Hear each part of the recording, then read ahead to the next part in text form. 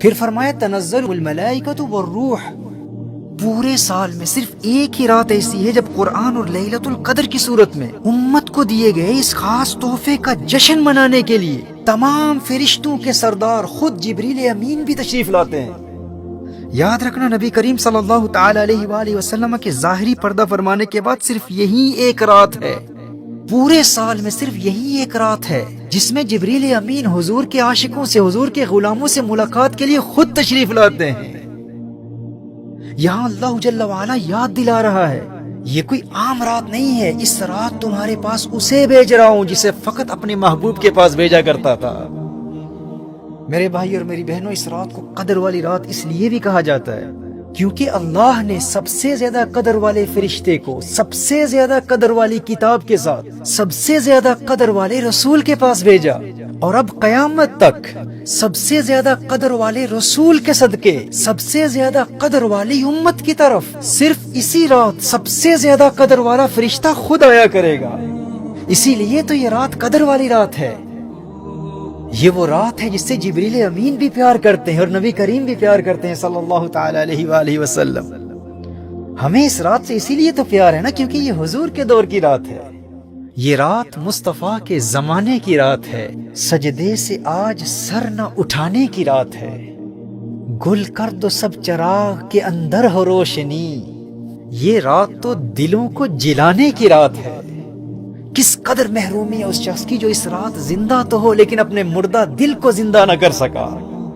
یہ رات مصطفیٰ کے زمانے کی رات ہے، سجدے سے آج سر نہ اٹھانے کی رات ہے۔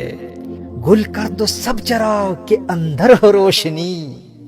اگر باطنی روشنی چاہتے ہو تو ظاہری چراغوں کو بجھانا پڑے گا، اپنی آنکھوں کو بند رکھنا پڑے گا، دنیا کے حسن سے کنارہ کرنا پڑے گا، پھر دل کی آنکھ کھلے گی۔ ہو دید کا جو شوق تو آنکھوں کو بند کر، ہے دیکھنا یہی کہ نہ دیکھا کرے کوئی۔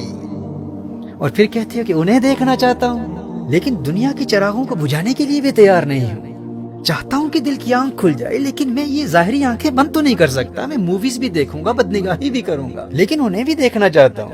کوئی قربانی دینے کے لیے تیار نہیں ہو سکتا لیکن انہیں دیکھنا چاہتا ہوں۔ دنیا کے ہر کام کے لیے قربانی دینے کے لیے تو تیار ہے لیکن ان کی رضا، ان کی خوشی کے لیے کچھ قربان نہیں کر سکتا۔ تو نے عشق کو کھیل سمجھ رکھا ہے۔ کل تک جو قوم کھیلتی تھی شمشیروں کے ساتھ آج فلمیں دیکھتی ہے ہمشیروں کے ساتھ۔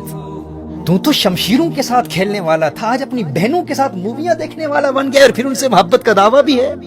یہ وہ رات ہے جو تیرے باطن میں ایسا انقلاب بپا کر دے گی کہ تو دنیا کی ہر خواہش قربان کرنے کے لیے تیار ہو جائے گا، بس خلوص نیت سے اس قدر والی رات کی قدر کر لے۔ گل کر دو سب چراغ کے اندر ہو روشنی، یہ رات تو دلوں کو جلانے کی رات ہے۔ آئے ہیں آج ہم کو فرشتے خریدنے، آئے ہیں آج ہم کو فرشتے خریدنے، یہ عشق کی دکان سجانے کی رات ہے۔